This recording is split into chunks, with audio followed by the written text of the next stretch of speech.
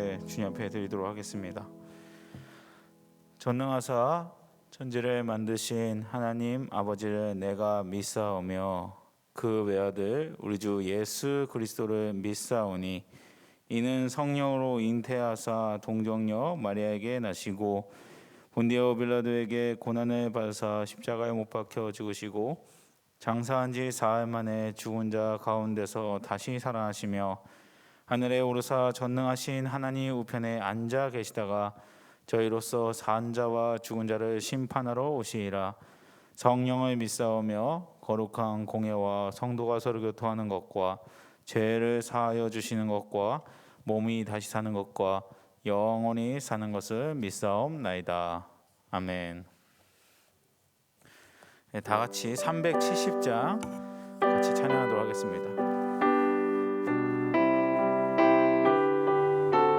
주 안에 있는 나에게, 주 안에 있는 나에게 딴 근심이 있으랴.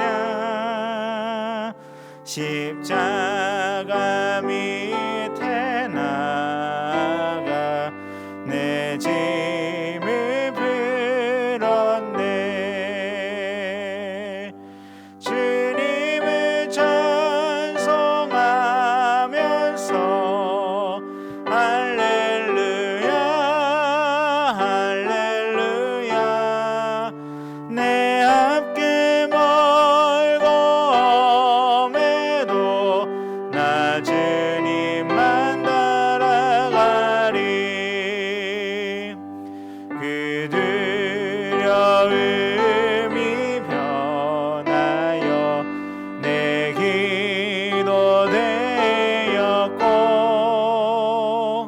전날의 안숨 변하여 내 노래 되었네. 주님을 찬송하면서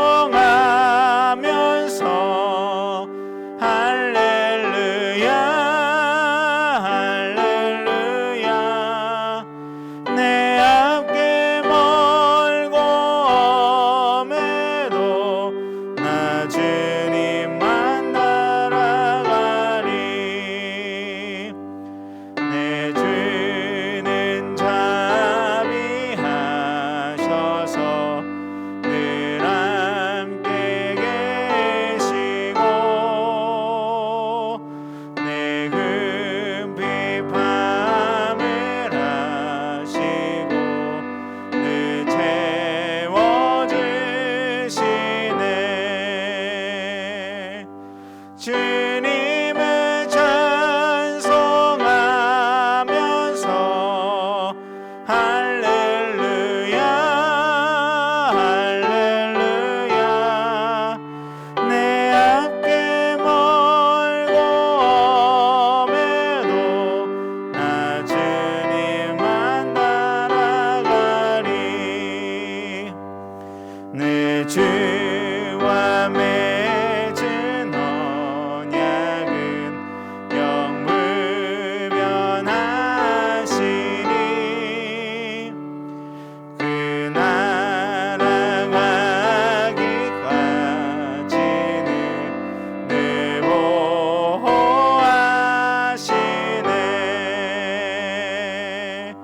주님을 찬송하면서 할렐루야 할렐루야.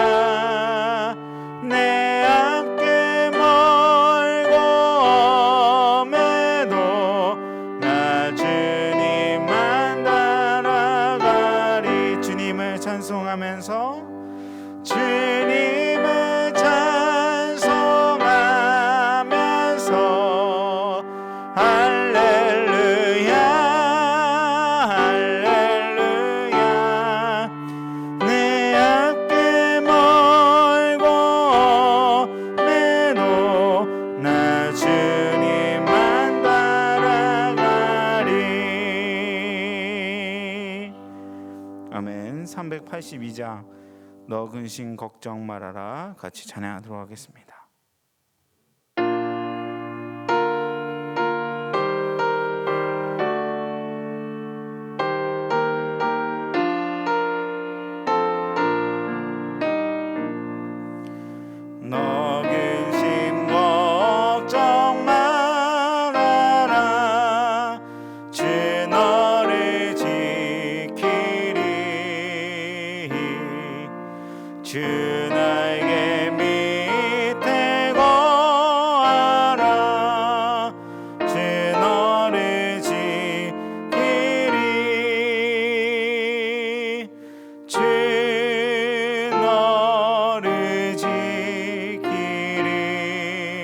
아무 때나 어디서나 주 너를 지키리 늘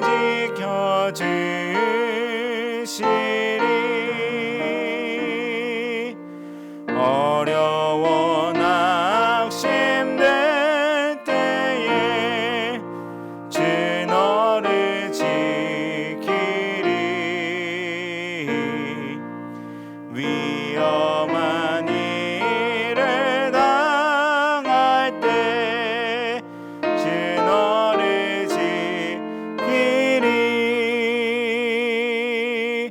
주 너를 지키리 아무 때나 어디서나 주 너를 지키리 늘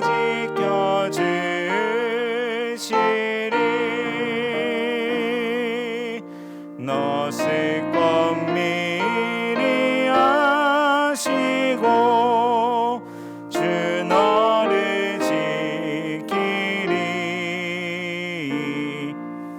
구하는 것을 주시며 주 너를 지키리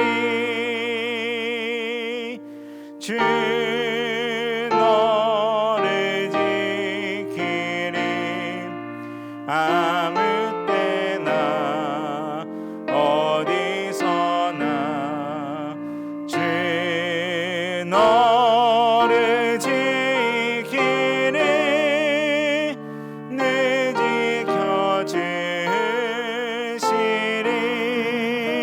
지켜주시리 어려운 시험 당해도 주 너를 지키리 구주의 품에 거하라 주 너를 지키리 주 너를 지키리 아무 때나 어디서나 주 너를 지키리 늘 지켜주시리 우리 4절 다 같이 부르겠습니다. 어려운 시험 당해도 주 너를 지키리 구주의 품에 거하라 주 너를 지키리 주 너를 지키리 아무 때나 어디서나 주 너를 지키리 늘 지켜주시리 주 너를 지키리 주 너를 지키리 아무 때나 어디서나 주 너를 지키리 늘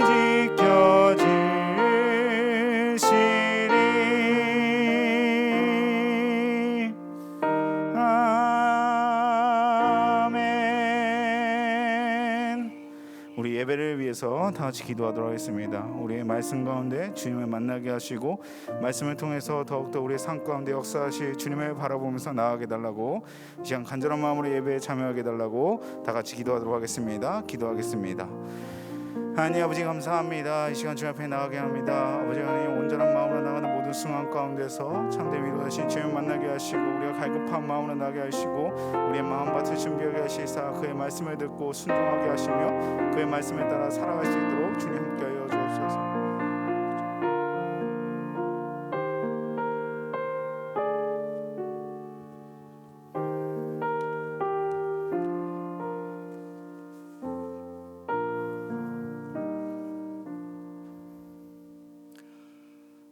사랑이 많으신 하나님 아버지, 오늘 수요 예배로 저희가 하나님 앞에 모였습니다. 하나님께서 이 예배 가운데 함께하여 주시고 또 하나님께서 영광 받아 주시옵소서.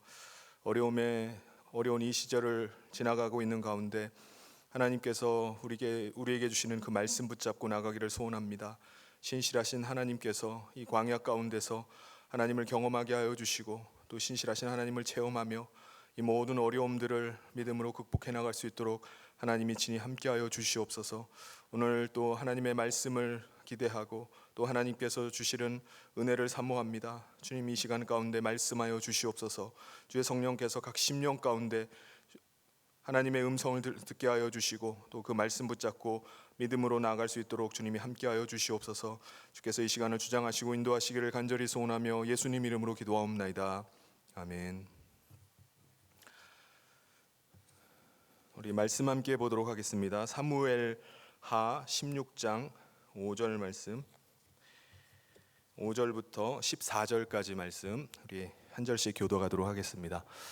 사무엘하 16장 5절부터 다윗 왕이 바후림에 이름에 거기서 사울의 친족 한 사람이 나오니 게라의 아들이요 이름은 시므이라. 그가 나오면서 계속하여 저주하고 다윗과 다윗 왕의 모든 신하들을 향하여 돌을 던지니 그때 모든 백성과 용사들은 다 왕의 좌우에 있었더라. 시므이가 저주하는 가운데 이와 같이 말하니라. 피를 흘린 자여, 사악한 자여, 가거라 가거라. 사울의 족속의 모든 피를 여호와께서 내게로 돌리셨도다. 그를 이어서 내가 왕이 되었으나 여호와께서 나라를 내 아들 압살롬의 손에 넘기셨도다. 보라, 너는 피를 흘린 자이므로 화를 자초하느니라 하는지라. 수루야의 아들 아비새가 왕께 여짜오되 이 죽은 개가 어찌 내 주 왕을 저주하리이까.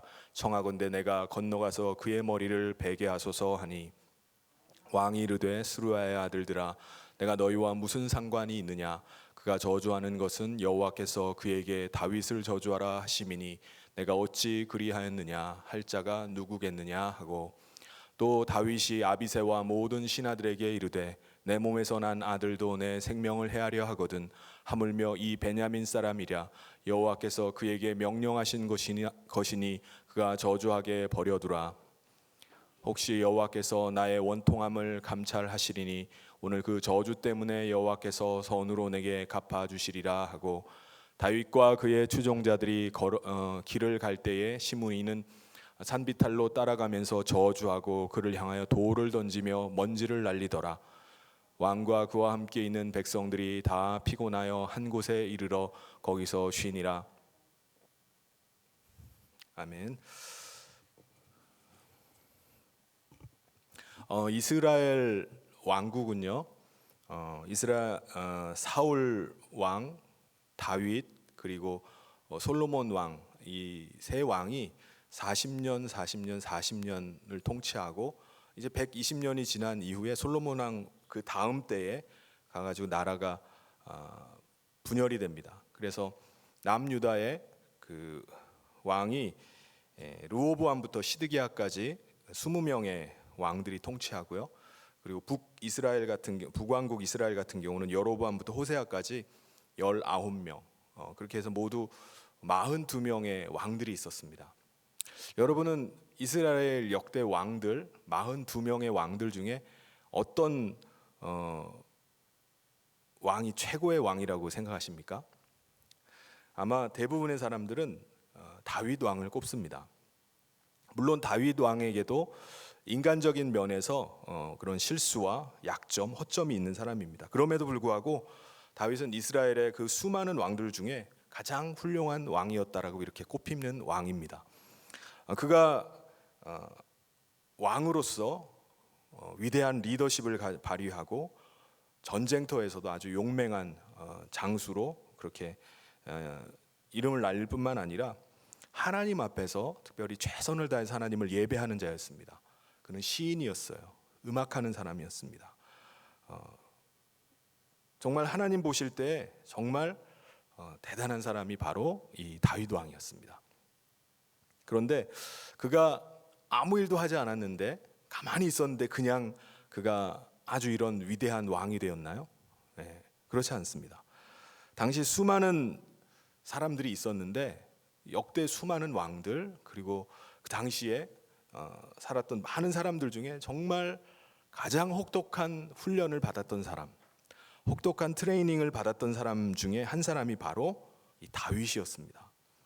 그러니까 단순히 그가 위대한 왕이 된 것이 아닙니다. 더군다나 그는 메시아의 계보의 조상이 된 사람이고 동시에 예수님의 예표가 된 사람이 바로 이 다윗이었던 것입니다. 사무엘상 15장에 보면은 이스라엘의 초대 왕이 누구죠? 사울 왕이죠. 사울 왕이 하나님의 택함을 받아서 이스라엘 초대 왕이 되는데 그가 불순종하기 시작합니다. 왕이 되고 난 다음부터 완전히 싹 변해버립니다. 하나님께서 아말렉을 진멸해라, 원수를 갚으라고 하셨는데 사울 왕은 아말렉의 아각 왕을 죽이질 않아요. 그리고 거기서 모든 것들을 다 진멸해 버려야 되는데 자기가 보기에 좋은 것들은 남겨둡니다. 하나님께서는 이 불순종하고 거역하는 이 사울 왕을 왕으로 세운 것을 슬퍼하시면서 그의 왕위를 빼앗아서 다른 사람에게 주겠다라고 말씀하셨습니다. 그래서 하나님의 말씀을 받은 이 당시의 선지자가 누구죠? 사무엘 선지자가 이세 동네에 가서 그의 아들들 중에 한 사람에게 기름을 부으라는 그 말씀을 듣고 찾아갑니다. 그 중에 형제들 중에 누가 기름 부음을 받느냐? 막내였던 들판에서 양을 치고 있었던 다윗이 사무엘 선지자의 왕의 기름 부음을 받습니다. 어느 날 갑자기 선지자가 찾아오더니 너가 앞으로 왕이 되리라고 하면서 기름 부음을 주고 간 거예요. 그때 다윗의 나이가 17세였습니다. 기름 부음을 받으면은 왕이 돼야 되잖아요. 그런데 실제로 왕위에 오르기까지 13년이라는 세월이 흘러가게 됩니다. 기름 부음을 받았음에도 불구하고 현실은 왕이 안 되는 거예요. 그에게 닥친 현실적인 일들은 뭐였죠? 하나님이 왕으로 기름 부음을 주셨다면은 왕으로 잘 세워질 수 있도록 하나님이 그쪽으로 막 몰아가시고 훈련시키시고 이렇게 세워가야지 이끌어 주셔야 되는데 우리 사람의 눈으로 보면은 이게 하나님이 진짜 왕으로 세우시려고 기름 부으셨는지 헷갈릴 정도로 엉뚱한 방향으로 가는 것처럼 보입니다. 안 되는 쪽으로 이 사람이 과연 왕이 될 것인가 라고 의심이 갈 정도로 자꾸 이상한 방향으로 13년 동안이나 계속 몰고 가세요. 다윗이 자기가 기름 부음 받고 왕이 되는데 13년이 걸릴 걸 알았을까요? 몰랐을까요? 몰랐어요. 언제 왕이 될지도 모른 채 내가 진짜 왕으로 하나님이 택한 거 맞아? 기름 부은 거 맞아? 라고 생각할 정도로 13년이나 되는 긴 시간 동안을 하나님께서는 그를 왕과 상관없는 전혀 엉뚱한 방향으로 계속 끌고 다니시는 것처럼 보입니다. 날이 갈수록 하나님이 분명히 자신을 왕으로 세우신다는 약속을 주셨으면은 그 약속대로 자신을 왕으로 좀 다듬어가고 이렇게 세워가는 게 보여야 되는데 왕위에 오르는 게 좀 보여야 되는데 그것과 상관없는 방향으로 현실은 계속해서 점점 멀어져 가는 것 같습니다. 왕이 안 될 것만, 못 될 것만 같은 방향으로 계속 가는 것입니다. 다윗이 이스라엘 그 군대 중에 아무도 감당하지 못하고 사울 왕조차도 감당하지 못했던 당시의 블레셋의 그 골리앗을 물맷돌로 쳐서 죽이게 됩니다. 그 일로 다윗 왕이 칭찬과 인정을 받아야 되는데 현실은 어떤 현실이었죠? 여인들이 나와서 사울이 죽인 자는 천천히요 다윗이 죽인 자는 만만이다 라는 막 노래를 부르니까는 그 이야기를 듣자마자 사울 왕이 다윗을 미워하고 그를 죽이기로 결심하기 시작합니다. 그래서 추격이 시작돼요. 다윗을 추격해서 쫓아다니기를 13년을 그렇게 쫓아다닙니다. 그냥 하나님께서 이 다윗을 기름 붓지 않고 그냥 가만히 내버려뒀으면 그냥 목동으로 평범하게 살았을 텐데, 왕이 되리라는 그 약속을 주시고 약속을 주셨음에도 불구하고 왕이 되지 않는 방향으로 13년이나 그를 계속해서 몰고 가신 겁니다. 인간 다윗의 입장에서는 아마 도저히 받아들이기 어려운, 견딜 수가 없는 일들이 계속 자기에게 일어납니다. 우리가 생각할 때 과거에 그 왕이 되면은 어떤 삶이 되리라고 이렇게 떠오릅니까? 연상이 되죠. 아침 저녁으로 아주 맛난 음식들 계속 먹고 저녁마다 향연을 벌리고 아주 그냥 화려한 궁궐에 살면서 뭐 아주 사치품들을 가지고 이렇게 살아가는 것으로 이렇게 연상이 되잖아요. 그런데 왕으로 기름 부음을 받은 다윗의 현실의 삶은 전혀 그게 아니었습니다. 무려 13년 동안이나 그가 살았던 곳은 아주 피폐한 광야에서 살아남기 위해서 그냥 어려운 삶들을 계속 이겨내야만 했습니다. 아침 저녁으로 고독한 삶들을 계속 이겨내야만 했습니다. 음식도 산의 진미가 아니라 정말 먹기 어려운 그런 거친 음식들을 먹어야 됐습니다. 수많은 사람들에게 또 배신의 그 아픔을 겪어야만 했습니다. 사울은 다윗을 쫓아다닐 때 어떻게 쫓아다녔죠? 군대를 끌고 쫓아다녔어요. 그래서 마치 이잡듯이 잡으려고 쫓아다니는 거예요. 어디 다윗이 있다 그럼 군대를 그냥 동원해가지고 포위하면서 그렇게 쫓아다닙니다. 그래서 다윗이 스스로 고백하기를 나는 빈대 같은 사람입니다. 근데 왕께서는 어떻게 나 같은 사람을, 이렇게 보잘것없는 사람을 잡으려고 군대를 끌고 오십니까? 그래서 시편에 보면은 그가 도망다니면서 그가 흘렸던 그 눈물, 그 받았던 스트레스, 그런 절망, 그런 것들을 계속해서 시를 통해서 우리가 볼 수가 있습니다. 야, 그가 얼마나 많은 스트레스를 받았을까. 그가 죽음의 위협 가운데 언제 죽을지 모르는, 언제 왕이 군대를 끌고 와서 들이닥쳐서 죽일지 모르는 그러한 위협 가운데 얼마나 스트레스를 받고 살았을까라는 것들이, 우리가 만약에 그런 절망적인 상황, 어려움의 상황 속에서 시편을 읽으면요 그냥 바로 공감이 돼요. 다윗의 나의 지금 현실을 다윗이 정말 구구절절히 그 현실의 그 어려움들을 노래하고 있구나라는 것들을 느끼게 됩니다. 그런데 아이러니하게도요, 이 다윗은 그 13년의 그 광야, 이 고난의 시간 동안에 하나님을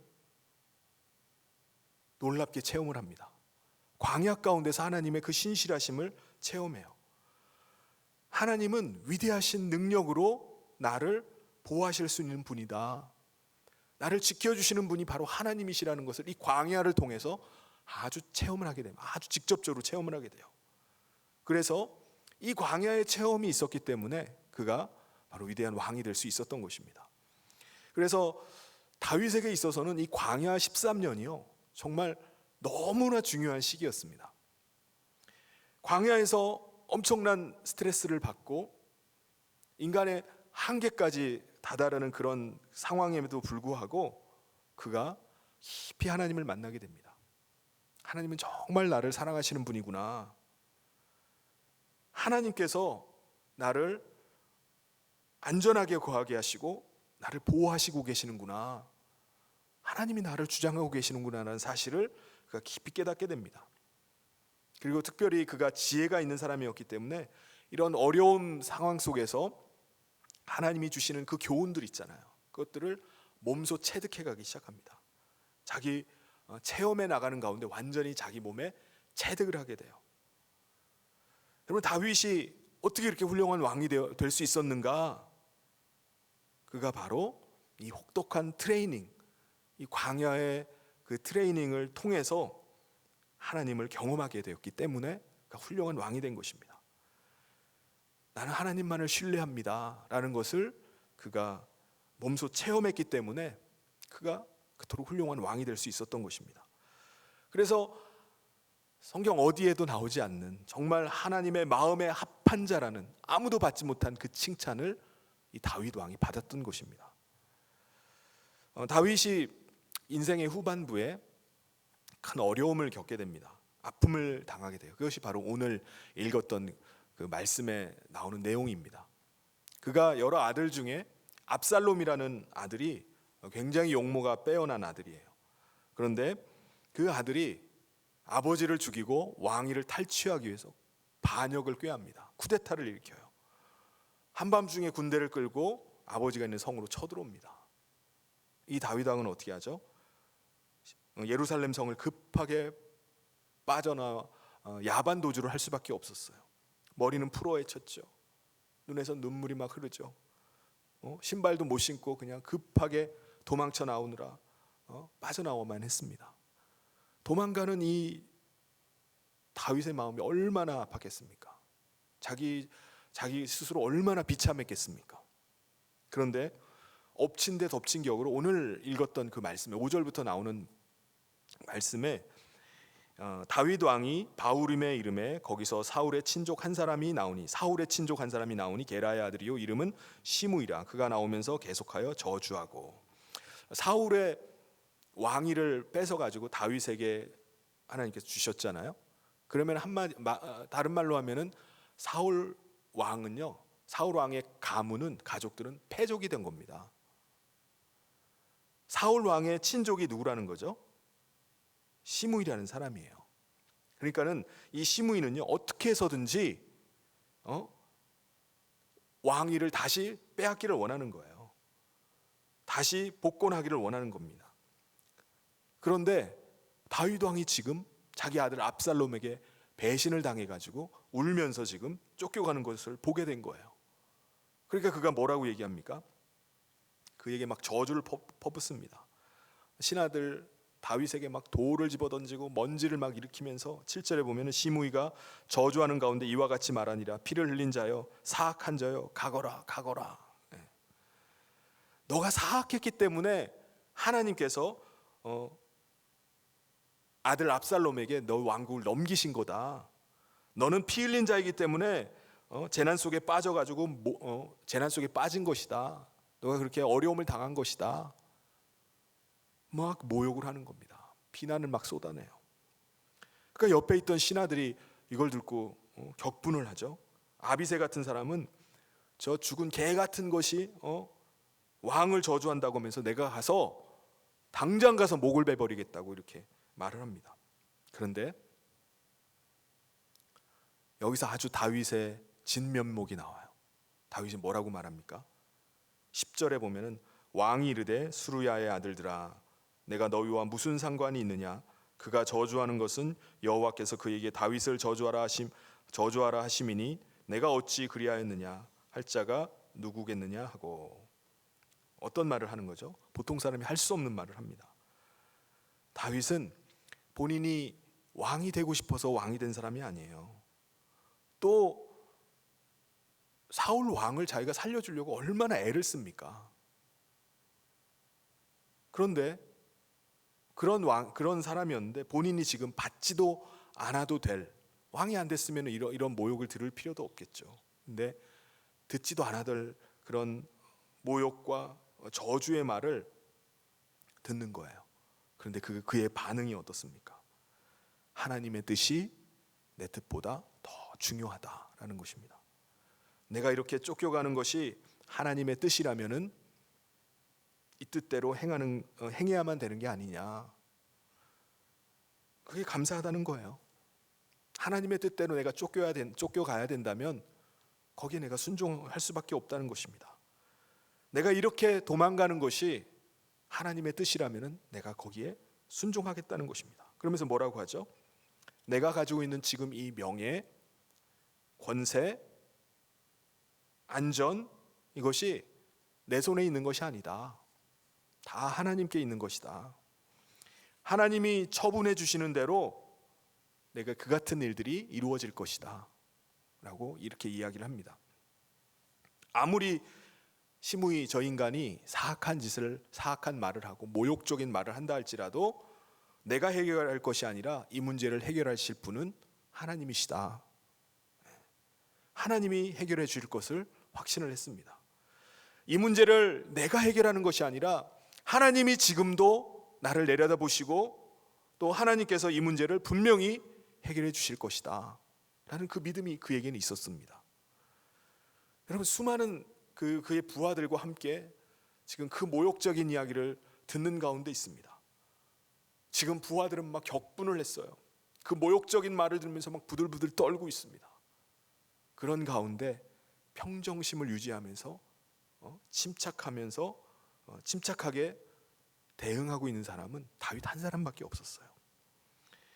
하나님께서는 저와 여러분이 이와 같이 되기를 원하십니다. 이게 어떻게 해서 이렇게 되죠? 전적으로 하나님을 신뢰했기 때문에 그렇습니다. 내 힘으로 뭔가를 하고 내 힘으로 해결을 하는 것이 아니라 하나님께서 해결해 주실 것을 그가 믿었기 때문에 그랬던 것입니다. 하나님이, 전능하신 하나님께서 능력 가운데 해결해 주실 것이다 라는 믿음의 확신이 있었기 때문에 그의 마음이 평안했던 것입니다. 다윗이 광야 생활을 통해서 그가 깨달았던 것이 뭐였겠습니까? 내가 내 자신의 사적인 이익을 위해서 내가 어떤 일도 하지 않고 하나님의 뜻을 위해서 내가 일한다면은 어떤 모욕, 어떤 저주, 어려움이 닥친다 할지라도 하나님이 내려다보고 계시기 때문에 하나님께서는 하나님의 때에 하나님의 방법으로 완전히 해결해 주실 것이다 라는 믿음을 그가 가졌습니다. 그가 광야를 통해서 깨달은 거예요. 하나님이 분명히 보고 계신다. 하나님이 하나님의 방법으로 해결해 주신다. 그러니까 수많은 광야의 체험을 통해서 체득한 것입니다. 저와 여러분에게도 이 같은 믿음이 있기를 소원합니다. 우리가 지금 살아가고 있는 이 때가 너무나 지금 어려운 때입니다.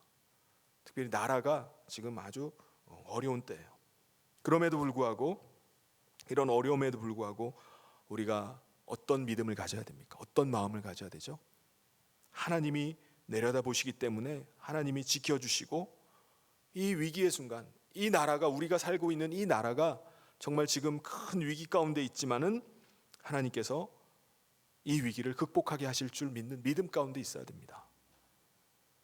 내가 지금 질병을 앓고 있고 또 내게 여러 가지 어려움이 있다 할지라도 하나님이 나를 내려다보고 계시고 하나님께서 지켜주시고 하나님께서 은혜를 베풀어 주시면은 이 어려움의 이 광야를 내가 통과할 수 있을 것이다. 그 믿음을 갖기를 원하시는 것입니다.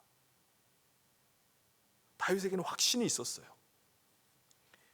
나의 안전은 왕의 자리에 있는 것이 아니다. 나의 안전은 하나님의 선하심과 하나님의 정의에 달려 있다 라고 그가 믿었습니다. 이게 바로 지난 13년 동안 거친 광야를 통과하면서 수많은 어려움들을 겪으면서 그가 사울 왕에게 쫓기면서 그 가운데서 그가 경험했던 것입니다. 나를 지켜주시는 분은 하나님이시구나.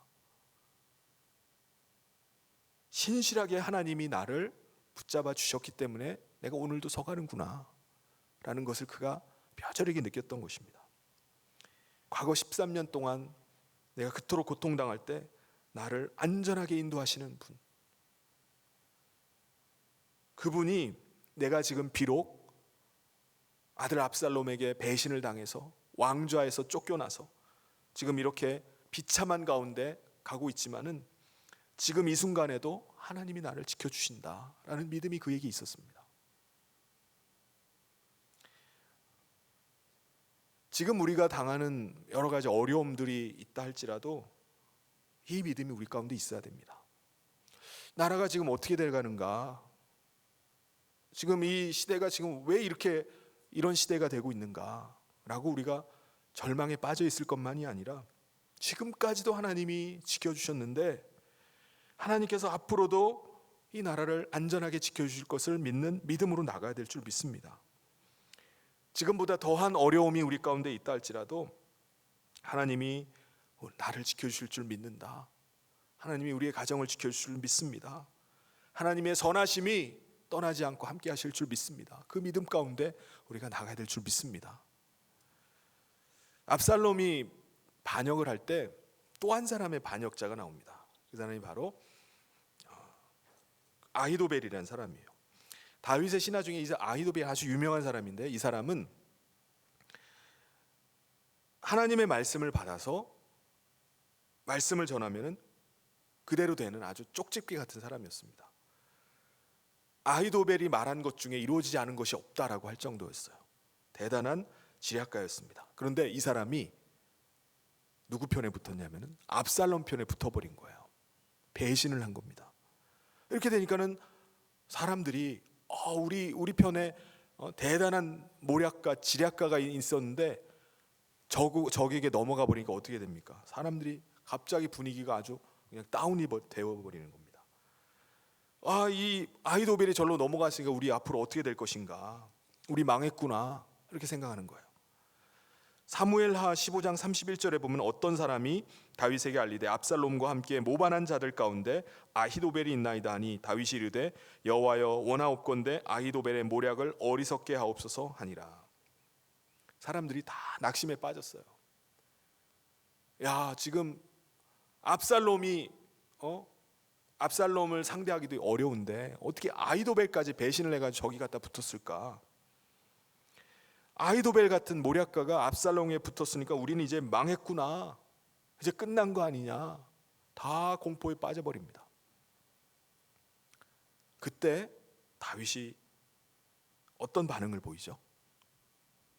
다들 두려워서 공포에 빠졌을 때 다윗은요 기도합니다.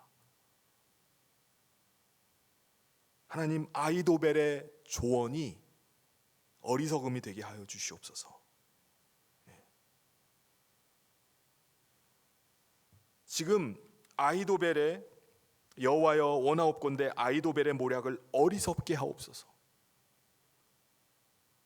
그는 그리고 나서 경배하는 그 장소에 이르러서 하나님을 경배했다, 하나님을 제사했다고 말합니다. 그러니까 사람들이 아히도벨이 넘어갔다는 이야기를 듣고 다 공포에 빠져 있을 때 그가 보인 반응은 기도하는 것과 하나님을 예배하는 것이었습니다. 그는 다른 사람들과 같이 다 공포에 빠져버린 것이 아니었어요. 그는 두려움에 빠져 있는 것이 아니라 그 시간에 기도했습니다. 이 문제를 해결하기 위해서 그가 가장 먼저 한 것은 하나님을 의지하는 거였어요. 내가 뭘 이렇게 하고 저렇게 해야 되는 것이 아니라 하나님을 의지했던 것입니다. 다윗 왕이 우리에게 보여주는 것 그거예요. 우리가 어떤 어려운 상황 가운데 빠져 있을 때 내가 나서서 먼저 하든지 아니면 공포에 빠져가지고 주저앉아서 아무것도 못하는 것이 아니라 하나님 앞에 엎드리는 것을 우리 가운데 교훈해주고 있습니다. 다른 사람들은 다 낙심하는데 다윗만은 하나님께 먼저 기도해요. 하나님을 예배합니다. 그가 분노하지 않았어요. 아히도벨 이놈 또 나를 배신해. 두려워하지 않았습니다. 저주하지 않았어요. 내 그놈 가만히 안 두겠어. 이를 갈지 않았습니다. 그는 평정심을 유지해요. 두려움과 공포가 그냥 모든 무리 가운데 다 퍼져 있을 때 그는 평정심을 유지합니다. 이 평정심이 어디에서 나오는 거죠? 하나님의 그 전능하신 능력을 체험한 데서 나오는 거예요. 그가 광야 생활 중에 경험했던 그 하나님의 그 신실하심을 그가 깊이 체험했기 때문에, 체득했기 때문에 그 이런 상황 가운데서 평정심을 유지하는 것입니다. 그 어려움을 당할 때마다, 위기를 당할 때마다 자신을 도와주었던 그 하나님, 자신과 함께했던 하나님, 그것이 바로 시편에서 계속 노래하는 거예요. 사무엘상 사무엘 하에서 사무엘 이 여러 사건들을 통해서 우리 가운데 계속해서 보여주는 것입니다. 이런 일들이 어떻게 됐느냐? 처음에 말씀드린 대로 어느 날 갑자기 17살이 되었을 때 사무엘 선지자가 그의 집에 찾아온 거예요. 그리고 느닷없이 갑자기 양치고 있다가 오라고 그래가지고 가보니까는 갑자기 왕이라 그러면서 기름 부음을 주는 것입니다. 얼마 있다가 왕이 되었다고요? 13년이 지난 다음에 서른이 되었을 때 왕이 된 거예요. 13년의 갭이 생겼습니다. 기름 부음을 받을 때 기름 부음을 받으면은 그냥 왕위에 짠 오를 걸로 생각하지, 누가 이렇게 다른 사람이 전혀 경험하지 않는 이런 극심한 역경들을 당하리라고 생각이나 했겠습니까? 기름 부음을 그냥 자기도 모르게 얼떨결에 이렇게 받게 됐는데 13년 동안에 이렇게 고난당하는 일이라고는 전혀 상상도 못했을 거예요. 그런데 13년을 쫓겨다니면서 13년을 광야 생활을 하는 가운데 그는 위기를 다루는 방법을 배우게 됩니다. 동료들을 깊이 사랑하는 것을 배우게 돼요. 원수까지 사랑하는 것을 배우게 됩니다. 자기를 그렇게 죽이려는 사울 왕을 사랑하게 돼요. 이게 보통 일인가요? 보통이 할 수가 없는 일입니다. 내가 지금 왕으로 기름 부음 받았는데 현실의 왕은 사울 왕이에요. 그곳에서 그가 권위에 순종하는 것을 배웁니다. 여러분, 권위를 행사하려면 먼저 권위에 순종하는 것을 배워야 돼요. 그래야지 자기가 권위를 행사할 수 있습니다. 긍휼을 베풀 줄 아는 사람이 된 거예요. 자기가 어려움을 당하고 자기가 비참한 가운데 떨어져 보니까는 함께 고통 가운데 있던 사람들이 보이기 시작하고요. 더 연약한 사람들이 보이기 시작하는 것입니다. 그런 가운데 그가 하나님의 그 훈련 가운데서 그가 겸손하게 되어서 13년간의 이 광야 생활을 하게 된 것입니다. 13년 광야 생활 동안에 정말 두려움이 계속됩니다. 13년이 딱 13년만 한다라고 했으면은 그나마 좀 날 수도 있었을 거예요. 13년만 고생하지 라고 할 텐데 이게 언제 끝날지 모르는 거예요. 정말 긴 고난의 시간, 매일매일 죽음을 경험하는 그 시간, 그 13년의 시간이 있었기 때문에 다윗은요, 그 어떤 어려움이 와도 아들 압살롬이 배신을 하는 그 순간에도, 자기의 믿었던 부하 아히도벨이 배신을 했을 때에도 그런 평정심을 잃지 않습니다. 다른 사람들은 동요에서 두려움과 공포에 휩싸여 있을 때 그는 하나님 앞에 기도할 수 있었던 것입니다. 그는 하나님을 의지할 수 있었던 것입니다. 그래서 그가 그런 많은 어려움에도 불구하고 한 시대를 섬기면서 이스라엘이라는 나라를 가장 위대한 나라로 세우고 또 하나님의 마음에 합한 사람으로 설 수 있었던 것입니다. 그래서 다윗은 자기가 경험했던 13년의 세월을 뭐라고 표현했냐면은 자기가 사랑하는 그 사울 왕의 아들 요나단에게 이렇게 표현을 합니다. 사무엘상 20장 3절에 다윗이 또 맹세하여 이르되 내가 내게 은혜 받은 줄을 내 아버지께서 밝히 알고 스스로 이르기를 요나단이 슬퍼할까 두려운즉 그에게 이것을 알리지 아니하리라 함이니라. 그러나 진실로 여호와의 살아계심과 내 생명을 두고 맹세하노니 나와 죽음 사이는 한 걸음뿐이니라. 한 발자국만 가면은 사망이라는 거예요. 죽음이 있다는 거예요. 자기 삶이 그렇다는 것입니다. 이 죽음의 고비를 13년 동안이나 겪은 거예요. 한 발자국만 더 가면은 난 죽는다. 이 13년의 그 고난을 겪은 이후에 그가 다윗 왕이 된 거예요. 우리가 성경뿐만 아니라 이 세상의 역사 속에 나오는 많은 사람들, 훌륭하다고 하는 사람들을 보면은 다 역경을 거친 사람들입니다. 역경이 없는 사람이 없어요. 좋은 환경에서 태어나서 부족함 없이 사는 것이 행복이 아닌 것입니다. 우리가 성경을 제대로 읽으면은 우리가 깨닫는 것이요, 어려움과 역경이 우리를 변화시킨다는 것을 우리가 배우게 됩니다. 그래서 이 역경과 고난을 통해서 사람이 훌륭하게 되는구나, 그런 면에서 내가 이 고난과 역경을 통해서 하나님이 나를 온전하게 만들어 가시는구나, 내가 이 고난과 역경을 통해서 성장해 가는구나 라는 것을 안다면은 지금 내 앞에 계속해서 다가오는 이 두려움의 일들, 고난의 일들을 통해서 우리가 기뻐할 수 있어야 됩니다. 고난을 우리가 감사하고 기뻐할 수 있어야 돼요. 그 기간에 다윗은 사울 왕을 죽일 수도 있었어요. 더 빨리 죽일 수도 있었습니다. 자기가 왕위를 차지하기 위해서 사울 왕을 죽일 기회가 여러 차례 있었습니다. 그런데 죽이질 않아요. 하나님의 손에 맡깁니다. 기름 부음 받은 자에게 내가 손을 대는 것을 하나님이 원치 않으신다는 것을 알았기 때문에 그래요. 그래서 하나님 앞에 보시기에 나는 올바른 일을 하겠다라고 선택하는 것입니다. 부하들이 봤을 때는 속이 터지는 거예요. 아니, 지금 사울 왕을 죽일 수 있는 기회가 여기 있는데 하나님이 지금 죽이라고 지금 기회를 주신 거 아닙니까? 당장 가서 창 한 방에 그냥 죽여버릴 수 있습니다. 명령만 내리십시오. 근데 다윗은 아니라는 거예요. 하나님이 기름 부음 받은 자를 내가 내 손으로 할 수가 없다.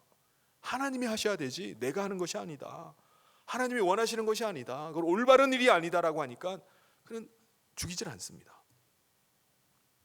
그가 분명히 확신한 것은 이 모든 어려움들은 하나님의 때, 하나님의 방법으로 하나님이 해결하실 것이라는 거였어요. 그래서 오늘 이 다윗의 이 사건을 통해서 우리가 깨닫는 것이 무엇입니까? 하나님은 분명히 약속하신 것을 지키시는 하나님이십니다. 신실하신 하나님이세요. 그런데 우리의 입장에서는 그것을 기다려야 된다는 것입니다. 기다림이 필요한 겁니다. 우리가 신실하신 하나님의 약속의 성취가 되는 때까지 언제가 될지는 몰라요. 그런데 그 기다리는 기간 중에 여러 가지 실패가 있을 수 있습니다. 좌절이 올 수도 있어요. 기대가 무너질 수도 있습니다. 점점 그 계획과 멀어지는 것 같이 느껴질 수도 있어요. 그런데 하나님의 뜻은 기다리는 것입니다. 지금 우리가 이 코로나가 언제 끝나나 라고 생각하면서 기다려왔어요. 근데 이것이 계속되고 있습니다. 지금 현실을 보면서 오늘 말씀을 통해서도 우리가 다시 한번 깨닫게 됩니다. 내가 더 기다려야 되는구나. 하나님이 반드시 올바른 것을 이루어 주실 때까지 내가 기다려야 되는구나 라는 것들을 깨닫게 됩니다. 그러니까 다윗의 삶을 통해서, 다윗이 경험했던 그 시련, 고난을 통해서 우리가 깨닫게 되는 것입니다. 우리가 다윗을 통해서 또 깨닫는 것이 무엇이 있을까요? 그것은 그 기다림의 시간 동안에 그가 그 얼마나 많은 눈물을 흘렸겠습니까? 시편에 보면은 그의 아픔과 눈물이 그냥 절절히 묻어나요.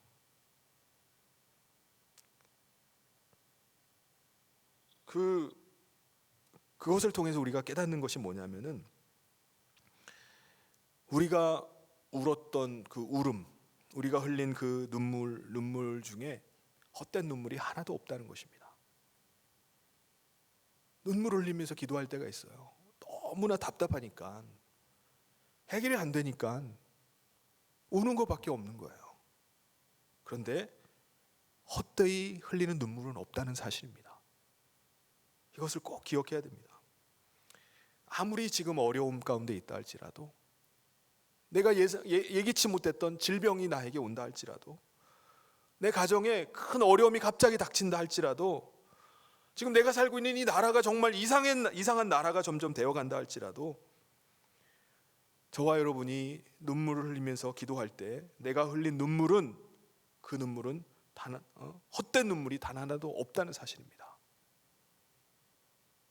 다윗이 오늘 우리 가운데 가르쳐주는 교훈입니다. 우리는 이 광야를 지나는 동안에 기다리는 것을 통해서 우리가 점점점 정저되어 가고 또 훈련되어 간다는 사실을 우리가 기억해야 됩니다. 이 사실을 우리가 잊어서는 안 돼요. 기다림의 시간을 통해서 하나님이 나를 정결하게 하시고, 기다림의 시간을 통해서 나를 계속해서 연단하셔서 훈련시키시는구나, 이 확신을 가지고 믿음으로 나가야 됩니다.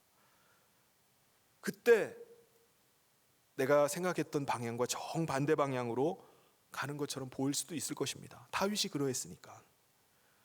하나님은 분명히 왕으로 기름 부음 받았는데 왜 자꾸 이상한 방향으로 자꾸 나를 이렇게 몰아가실까? 왕으로 기름 부음 받아서 왕으로 쓰시려면 쓰시지, 왜 13년 동안에 나를 왜 이렇게 멀리 가게 하시나? 왜 자꾸 물러가게 하는 것 같지? 왜 자꾸 멀어지는 것 같이 느껴지지? 그런데 그 13년이 다윗에게는 아마 수백 수천 년처럼 길게 느껴졌을지도 모릅니다. 너무 길고 지루하게 느껴질 수도 있었을 거예요. 그런데 하나님은 그 기간 동안에 다윗을 계속 세워갔던 것입니다.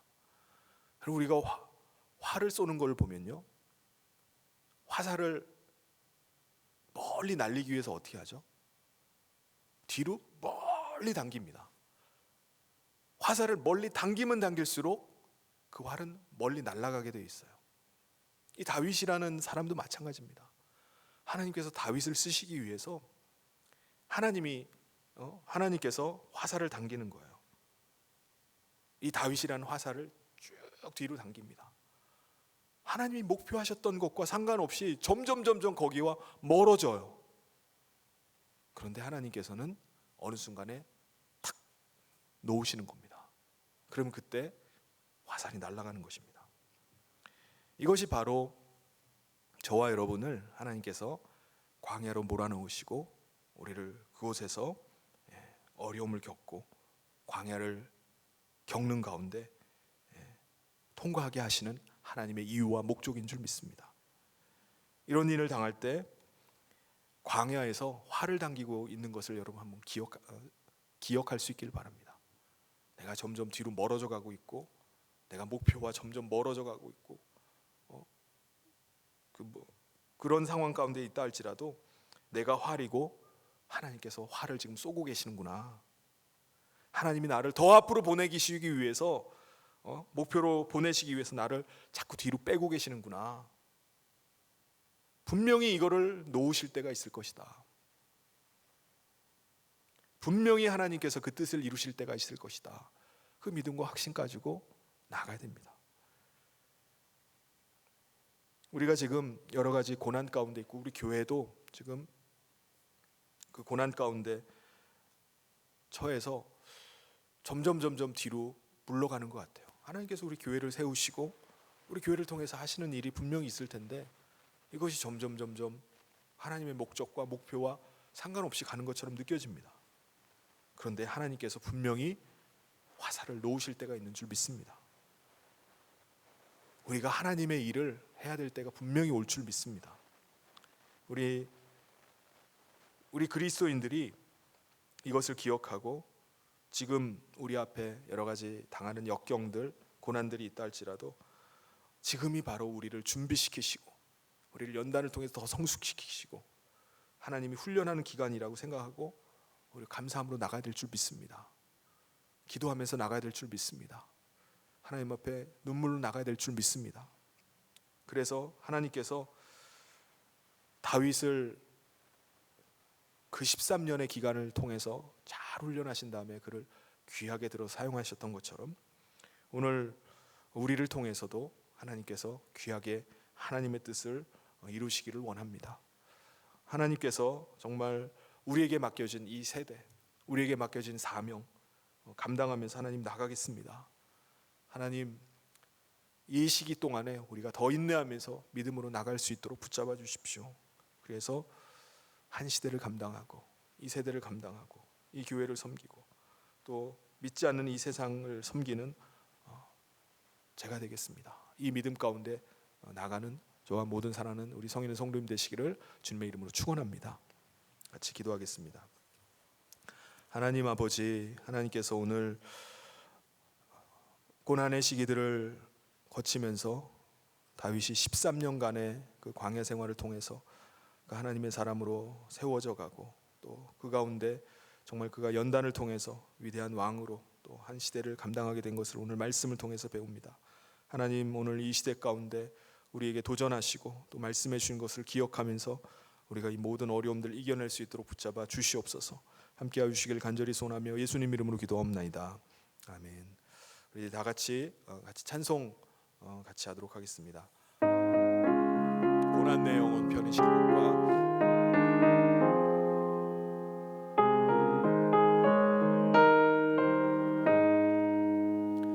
고난 내 영혼 편히 쉴 곳과 풍랑이로도 안전한 복음 복음까지도 다스리시는 주의 영원한 팔 의지해 주의 영원하신 팔 함께 하사 항상 나를 붙드시니 어느 곳에 가든지 요동하지 않음은 주의 팔을 의지함이라. 세상 친구들 나를 버려도 예수를 함께 동행함으로 주의 은혜가 충만하리니 주의 영원한 팔 의지해 주의 영원하신 팔 함께 하사 항상 나를 붙드시니 어느 곳에 가든지 요동하지 않음은 주의 팔을 의지함이라.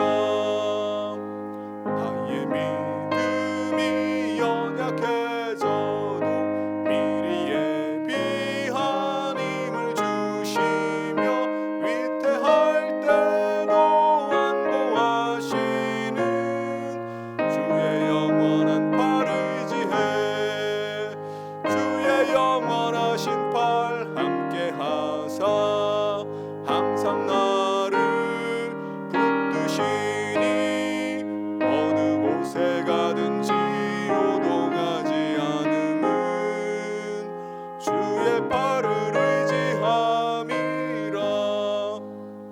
능치 못한 것 주께 없으니 나의 일생을 주께 맡기면 나의 모든 짐 대신 지시는 주의 영원한 팔 의지해 주의 영원하신 팔 함께 하사 항상 나를 붙드시니 어느 곳에 가든지 요동하지 않음은 주의 팔을 의지함이라. 오늘 말씀 기억하면서 우리 함께 기도했으면 좋겠습니다. 오늘 우리가 당하고 있는 여러 가지 어려움 또 고난이 우리가 다르게 생각하면은 우리가 이 일로 인해서 우리가 하나님께서 우리를 연단하고 계시고 우리를 더 성장시키시고 준비해 가신다는 걸 생각하면은 감사할 수 있을 줄 믿습니다. 내가 지금 당하고 있는 이 어려움 때문에 우리가 원망하고 불평하고 주저앉아 있는 것이 아니라 하나님 더 믿음으로 하나님을 더 경험하게 해주십시오. 하나님을 더 체험하는 이 시간 되길 원합니다. 특별히 오늘 우리 가운데 여러 가지 어려움들을 놓고 지금 힘들어하는 가운데 있다 할지라도 믿음으로 이기며 나가도록 하나님 함께 해달라고 이 시간 같이 오늘 말씀 기억하면서 주여 한번 부르짖고 기도하도록 하겠습니다. 주여 하나님 아버지 하나님의 신실하신 은혜를 찬양합니다.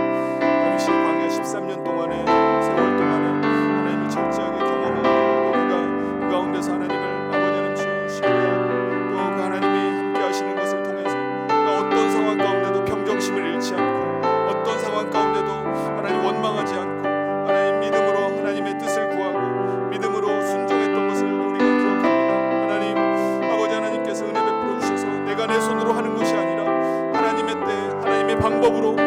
하나님이 행하실 것을, 하나님이 문제를 해결하실 것을 그가 바라보았던 것처럼 하나님 오늘 우리 가운데 아버지 하나님을 더 신뢰하며 하나님을 신실함을 믿고 믿음으로 나가게 도와주시옵소서. 하나님 지금 아버지 이 나라를 불쌍히 여겨주시기를 원합니다. 온 나라가 지금 아버지 코로나로 인해서 어려움 가운데 또 경제적으로 어려움을 겪고 있고 또 구직을 하고 또 아버지 실직을 통해서 아버지 여러 가지 어려움 가운데 있는 지체들 하나님 불쌍히 여겨주시옵소서. 이 가운데 또 하나님 몸이 약하여서 또 아버지 질병으로 인해서 고난당하는 아버지 하나님 지체들 하나님 불쌍히 여겨주시기를 원합니다. 아버지 하나님께서 은혜 베풀어 주셔서 하나님 고난할 때 하나님을 바라보고 또 믿음으로 이겨나갈 수 있도록 하나님 인도하여 주시옵소서. 우리 가운데 하나님 주시는 평범심을 잃지 않게 하여 주시옵소서. 주의 성령께서 함께하여 주시기를 간절히 소원합니다.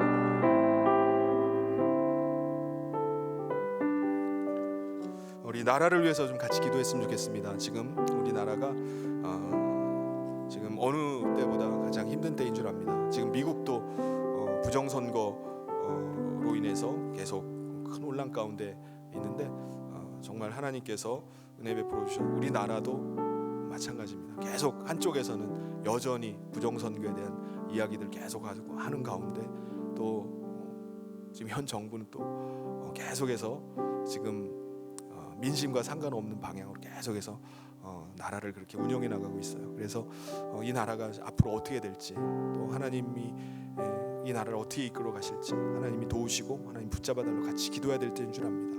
우리의 눈물의 기도가 결코 헛되지 않은 줄 믿고 이 시간에 주여 부르짖고 우리 나라를 위해서 하나님 붙잡아 달라고 우리 같이 기도하도록 하겠습니다. 주여 하나님 아버지 하나님께서 은혜 베풀어 주시기를 간절히 소원합니다. 하나님께서 이 나라를 주관하시고 또 하나님이 지금까지도 아버지 지켜주신 하나님께서 지금 큰 어려움 가운데 이 나라가 처해 있고 아버지 하나님께서 이 나라를 아버지 붙잡아 주시지 않으면 감당할 수가 없사오니 하나님이 함께하여 주시옵소서. 아버지 하나님 모든 것들이 다 흐트러져 버리고 파괴되어 아버지 하나님 무너져가는 아버지 하나님 이 시대 속에 정말 하나님이 불쌍히 여겨주시기를 원합니다. 하나님 두려움이 우리 가운데 있고 앞으로 나라가 어떻게 될지에 대한 염려들이 우리 가운데 끊임없이 일어나고 한탄과 아버지 하나님 한숨이 우리 가운데 끊이지 않습니다. 하나님 아버지 불쌍히 여겨주시옵소서. 이 나라를 하나님이 주장하여 주시옵소서. 하나님이 다스리고 통치하고 있음을 우리가 아버지 하나님 알게 하여 주시고 인내하며 기다리며 나갈 수 있도록 주님이 함께하여 주시옵소서. 아버지 하나님 모든 아버지 하나님 일들 가운데 하나님 주시옵소서. 하나님 아버지 오늘 우리 가운데 하나님의 신실하심을 날마다 체험하기를 간절히 보여주시기를 간절히 소원합니다. 지금 어려움의 때 우리가 눈물로 기도하고 또 하나님 앞에 엎드릴 때마다 하나님이 역사하시고 하나님이 해결하시고 하나님이 능력 가운데 함께 하심을 우리가 보게 하여 주시옵소서. 아버지 하나님 여러 가지 어려움을 겪고 있는 성도들 하나님 불쌍히 여겨주시고 하나님의 권능의 손으로 지켜주시고 인도하여 주시옵소서. 그래서 이 연단을 통해서 기다림의 시간을 통해서 하나님이 귀하게 사용하여 주시고 하나님의 때 하나님의 손에 들려서 귀하게 쓰임받을 수 있도록 하나님 함께하여 주시옵소서. 주께서 붙잡아 주시길 간절히 소원하며 예수님 이름으로 기도하옵나이다. 아멘. 지금은 우리 주 예수 그리스도의 은혜와 하나님 아버지의 사랑하심과 성령님의 감동 교통 위로 축복하심이 신실하신 하나님을 통해서 이 광야와 같은 시대를 통해 연단받고 하나님의 손에 귀하게 쓰임받기를 소원하는 사랑하는 모든 성도들 위해 지금부터 영원토록 함께 있을지어다. 아멘.